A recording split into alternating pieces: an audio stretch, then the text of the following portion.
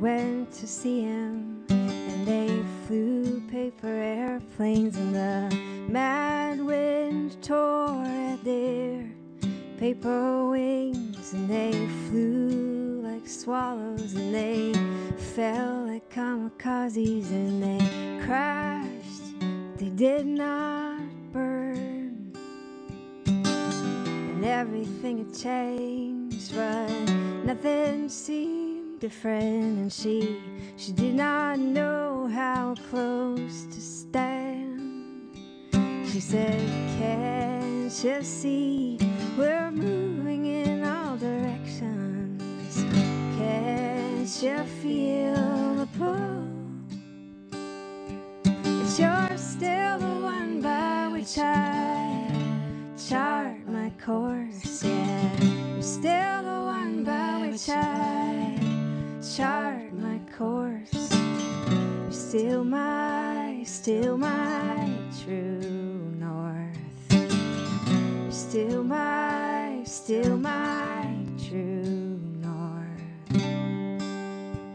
With age comes wisdom and knowledge. When you come here, you find someone that cares.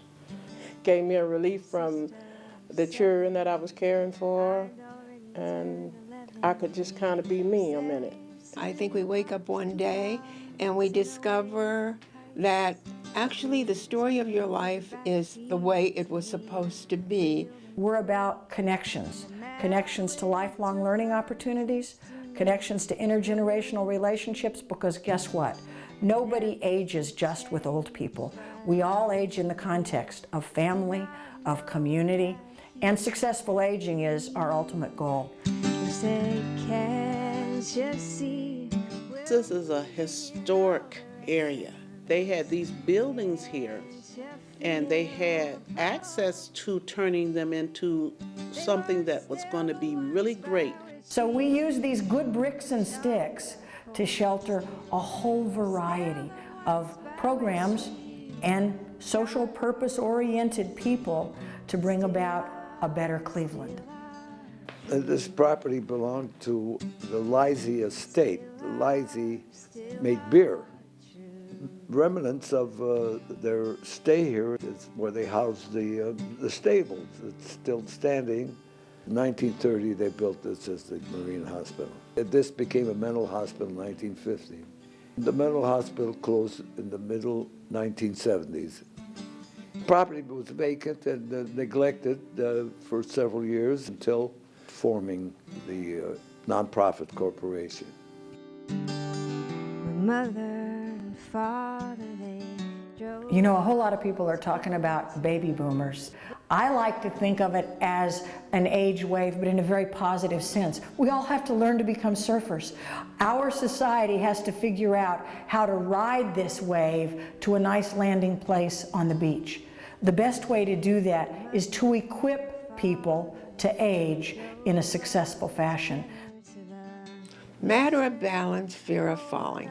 This is a very exciting program. I was presented with the possibility of being a trainer in this program, which would reach out into the community to other seniors who had the fear of falling and was preventing them from really living their lives. One of the aspects of this program is balancing your life.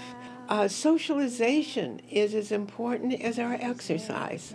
One of the things in Matter of Balance that we push is the idea of socialization. It's not just the exercises, because that's a big part of it, or explaining to you what to watch for, how to keep your environment safe to prevent or minimize the chance of falls, because that's a factor too. If you create a situation where you can fall, you're going to fall. If you at least try to keep it safe, you minimize the risk of falling. And you form some acquaintances, because part of the thing is, if you become a hermit in the house, you're going to get old fast. But in addition, we show them about the environment. How is your house laid out? Do you have cord safe? Do you leave things around unsafely? We've lost so many of our loved ones and our friends that we have to develop new networks. And through joining groups meeting new people, learning new avenues. It doesn't have to end. It can always be a new beginning. As we're getting older, we have to learn to be more assertive. Age is just a state of mind until it kills you. Getting old is all in your head until you fall down dead. So make the music of your life a song. You could take a class in our Computer Learning Center taught exclusively by volunteers who are your age peers, by the way, who understand pace, and we can help you get yourself on the information highway. We teach classes on how to use eBay, how to shop online safely. I think there's no question that computer technology has enhanced the lives of many seniors in being able to stay connected with the world and to stay busy on things that they consider to be fruitful and helpful in their lives. But I know you know that wish will never come true. I started coming here when they were offering some courses about caregiving. At the time, my one remaining sibling, my sister, who had been living with me, she started showing the signs of dementia, but I frankly didn't know what the heck to do. There are certain basic facts today in a doctor's visit. It's like, I call it rapid speak. They're so busy talking to you as they're looking at the computer terminal, keying it in, that bond that used to exist isn't there. Because what happens in the medical profession is they have enough time to treat and diagnose individuals, but they don't have enough time to educate individuals. Well, we're here to see our diabetes self-management program in action. You're going to see individuals who are either dealing with diabetes or helping a family member to deal with diabetes. And the purpose of the program is to teach them tools and techniques to better manage their health. Each week, they develop different action plans, set goals for themselves, reach that goal, and discuss whether they've met that goal or not. And if they haven't, we work together as a class to overcome those challenges and those barriers.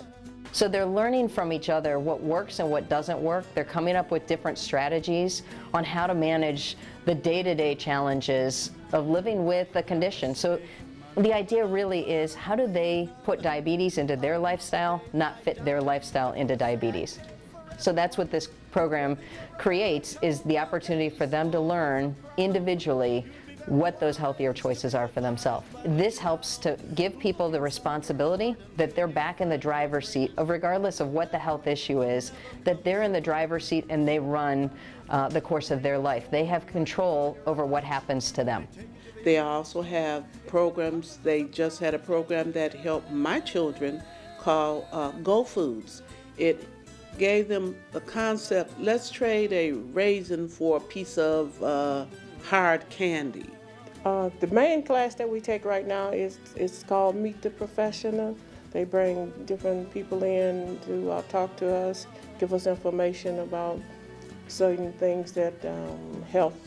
I don't save money. When I'm gone, I'm leaving none. I became the first kinship tenant. And I've been satisfied ever since then. And they're opening up doors. They have exercise programs for mature persons, Zumba classes where I can get in there and dance and, meet a whole group of people. Not just mature people, but people of all ages. My understanding, when I moved here, I would become, along with my children, a part of a village that shares. And that's exactly what it is. A few months ago, a gentleman moved into our senior guest house. It's sort of like a mini homeless shelter for older adults who find themselves without a place to live. And we were able to work with him to help him get some benefits, to get some medical attention that was long overdue, and to give him a chance to connect with other people in a way that he hadn't been experiencing. So after a couple of months of working with him as a volunteer and as a client in the senior guest house, we thought he might be interested in being one of the first residents of Kinship House. That's our program here at Fairhill for older adults raising grandchildren or nieces and nephews, and older adults who just want to volunteer. Kinship House was designed to serve a diverse array of older people, whether they're raising their grandchildren or whether they just want to come and be a part of a community of kinship, a community of service to one another. You know, one of the really exciting things about being a part of Fairhill has been the opportunity to take this lovely old facility, you know, built in 1928, rock solid 26-inch masonry walls, poured concrete roofs, and turn it into something that is really responsive to the needs of this community. We hope it'll be a platform for seeking funds to finish the rest of this campus, to repurpose this campus so that it 100% serves the community. The way we deploy and employ volunteers to help us meet our mission makes Fairhill a place where a 25-cent investment is worth $1. When you help people become healthier, when you help parents or grandparents have a better chance to do a good job of raising children, when you teach children to catch healthy habits instead of adopting unhealthy habits, what you're doing is creating to the good bones of the community. You know, one of our community's challenges is finding the balance between responding to immediate acute need and responding to the enduring, changing, if you will, the chronic or the persistent conditions that disempower people. We think that prevention really is an incredibly valuable thing, and yet we know that the resources that are available out there tend to focus on dealing with the immediate crisis. We respect that. In fact, we support that. But yet we know that if we're going to help people do better longer, then we have to invest in prevention and promotion. I'm looking forward to grow in this building. I have a problem with this concept that says all your life's behind you. It's making the time, and that means letting some of the past go in a sense, for new things and new ideas. Fairhill is my second home.